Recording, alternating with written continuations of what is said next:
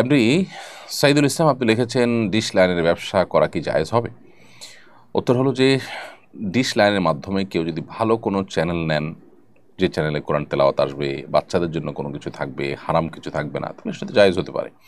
কিন্তু যদি বেশিরভাগ ক্ষেত্রেই সেখানে হারাম এবং আপনার শরিয়া নিষিদ্ধ যে বিষয় আছে সেগুলো দেখার, বা সেই সব চ্যানেলগুলো, যে চ্যানেলগুলোতে সারাক্ষণ হারামের আপনার প্রচার প্রসার হতে থাকে, সেগুলোই আপনার বেশিরভাগ ক্ষেত্রে মানুষ নেয় বা সেই চ্যানেলগুলো আপনার সাবস্ক্রাইব করে মানুষ, তাহলে সেক্ষেত্রে এই ব্যবসা করা জায়েজ হবে না। কারণ হলো, আমি ব্যবসা করা মানে মানুষকে নিশ্চিত গুনাহের দিকে ঠেলে দেওয়া।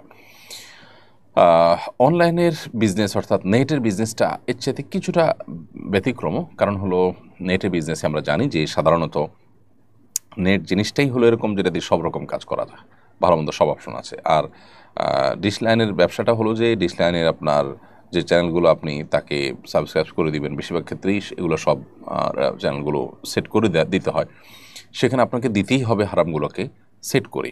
তো সেই জায়গা থেকে এটি আসলে জায়েজ হওয়ার কথা নয়।